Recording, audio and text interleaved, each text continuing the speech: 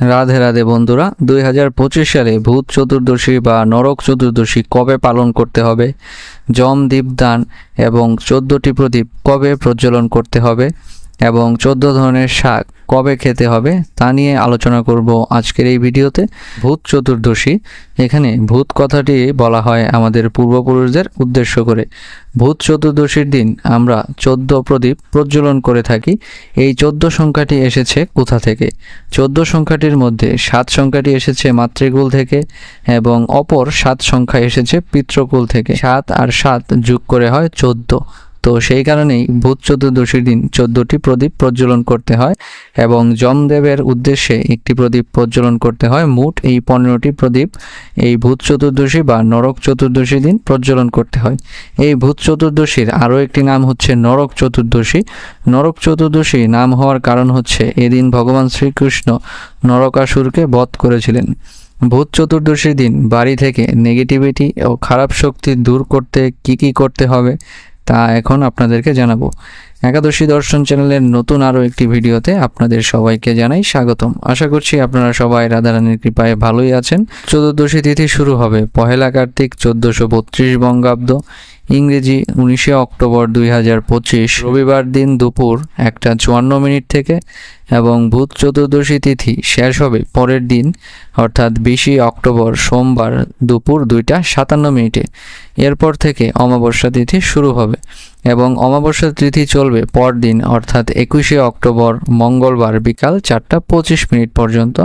তাই কালী পুজো অনুষ্ঠিত হবে 20 অক্টোবর মধ্যরাতে, যেহেতু কালী পুজো অমাবস্যার মধ্যে অনুষ্ঠিত হয়ে থাকে। এখন আমরা জেনে নিব এই চতুর্দশীর সময় কখন আমরা 14 প্রদীপ প্রজ্বলন করব। প্রদীপ জ্বালানোর সর্বোত্তম সময় হচ্ছে ভারতীয় সময় অনুযায়ী 19 অক্টোবর রবিবার সন্ধ্যা 5:06 থেকে সন্ধ্যা 6:42 পর্যন্ত এবং বাংলাদেশের সময় অনুযায়ী সন্ধ্যা 5:36 থেকে সন্ধ্যা 7:12 পর্যন্ত। এখন আমরা জেনে নিব 14 প্রকারের শাক কবে খেতে হবে। 14 শাক চতুর্দশী তিথি চলাকালীন সময় খেতে হয়। যেহেতু চতুর্দশী তিথি শুরু হবে 19 অক্টোবর রবিবার দুপুর 1:54 থেকে এবং শেষ হবে 20 অক্টোবর দুপুর 2:57, তাই 14 শাক খেতে হবে 19 অক্টোবর রবিবার। কারণ যারা কালী পুজোর উপবাস থাকবেন তারা 20 অক্টোবর সোমবার উপোস থাকবেন, তাই তারা সেদিন 14 শাক খেতে পারবেন না। আর যারা কালী পুজোয় উপোস থাকবেন না তাদের 20 অক্টোবর সোমবার দুপুরবেলাতেই 14 শাক খেতে হবে। কারণ অনেক জায়গাতে নিয়ম আছে 14 শাক খেয়েই তবে 14 প্রদীপ প্রজ্বলন করতে হয় এবং যমের দীপদান করতে হয়। তো এখন আমরা জেনে নিব যমের দীপদান কখন ও কিভাবে করবেন।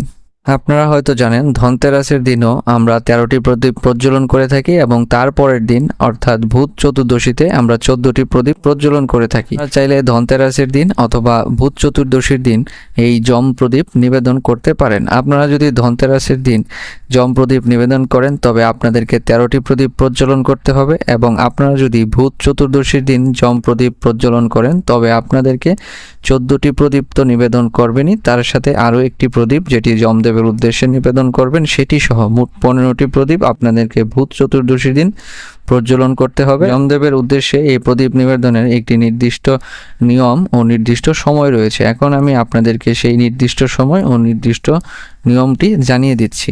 এই বছর 1432 বঙ্গাব্দ 2025 সালে অর্থাৎ ধনতেরাসের দিন 31 আশ্বিন 18 অক্টোবর শনিবার আপনারা যমের দীপদান করতে পারবেন।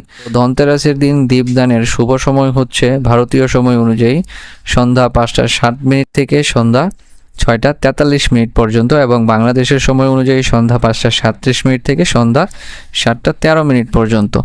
এই 1 ঘন্টা 36 মিনিট সময়, এই সময়ে যমদেবের উদ্দেশ্যে যমদীপ দান করতে হবে।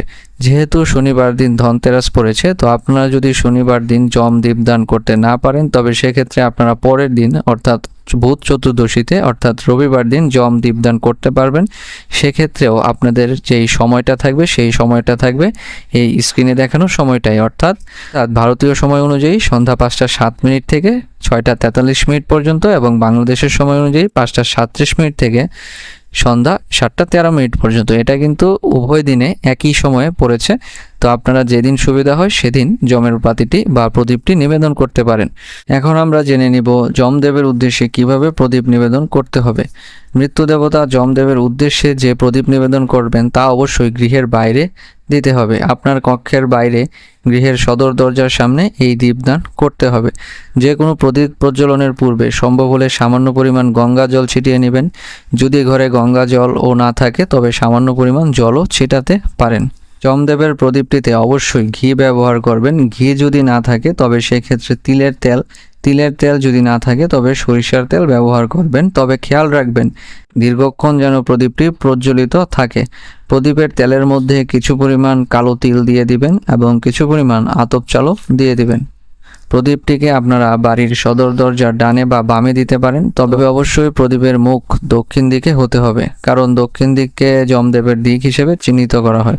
যদি আপনার বাড়ি পূর্বমুখী বা উত্তরমুখীও হয়ে থাকে তবে প্রদীপটিকে দক্ষিণমুখী করে রাখবেন। যমদেবের উদ্দেশ্যে নিবেদিত এই প্রদীপটি নিচু জায়গায় না রেখে কিছুটা উপরে রাখার চেষ্টা করবেন।